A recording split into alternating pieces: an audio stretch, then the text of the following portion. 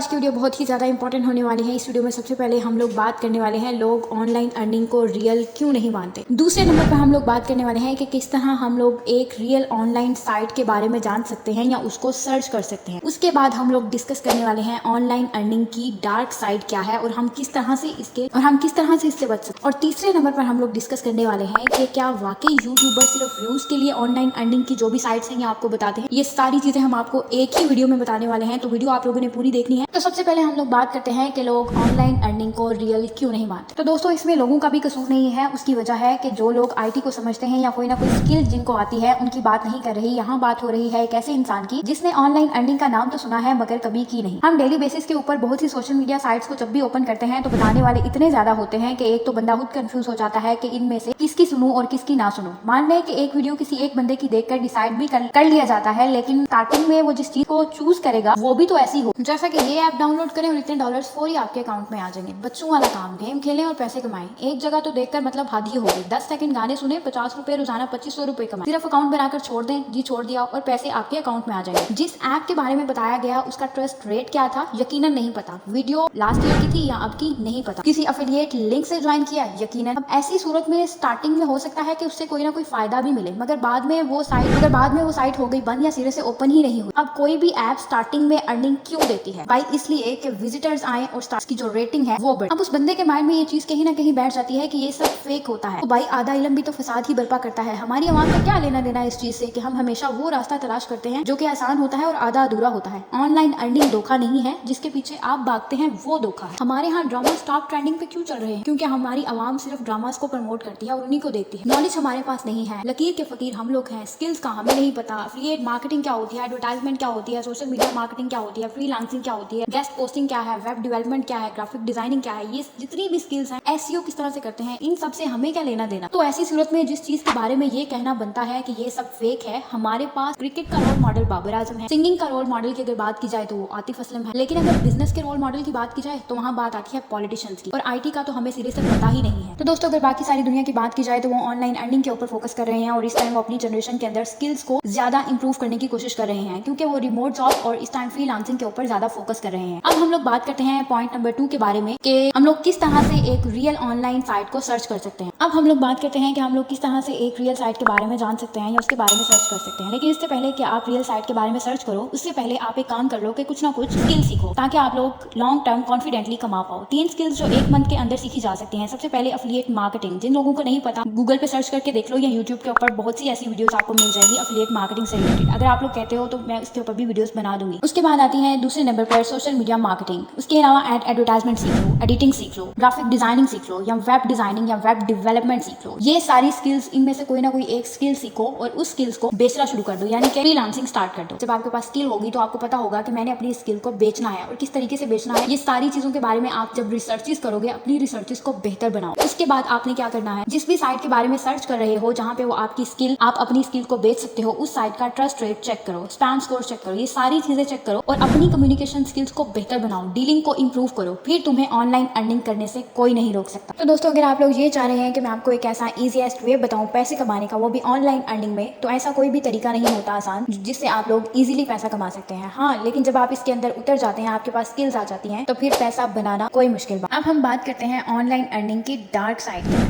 सो दोस्तों जब भी देखो कि ऑनलाइन अर्निंग का कोई एक प्लेटफॉर्म सोशल मीडिया पर, यूट्यूब, इंस्टाग्राम, व्हाट्सएप पर ट्रेंडिंग में चल रहा है और बड़े से बड़ा इन्फ्लुएंसर उसी के ऊपर वीडियोस बना रहा है और हर तरफ उसी प्लेटफॉर्म की बात हो रही है, तो समझ जाओ कि इस प्लेटफॉर्म पर कंपटीशन लेवल पीक पर जा चुका है। It's already too late. ज्यादातर प्लेटफॉर्म इसी वजह से पीक पर चले जाते हैं, तो ऐसे प्लेटफॉर्म पर ग्रो करने में आपको बहुत ही ज्यादा मुश्किल होगी। तो किसी भी प्लेटफॉर्म को ट्रेंडिंग पर चूज कभी भी मत करना, खुद की रिसर्चेस पर चूज करना, क्योंकि दोस्तों आज के दौर में हार्ड वर्क के साथ साथ स्मार्ट वर्क और राइट टाइम पर राइट अपॉर्चुनिटी और राइट एक्शन की जरूरत होती है। तो ये थी दोस्तों आज की वीडियो। आई होप सो ये वीडियो आप लोगों के लिए काफी इन्फॉर्मेटिव और हेल्पफुल रहेगी। तो मिलते हैं नेक्स्ट वीडियो में इंशाल्लाह। तब तक के लिए अल्लाह हाफिज़, stay blessed, stay watching and फी अमानिल्लाह।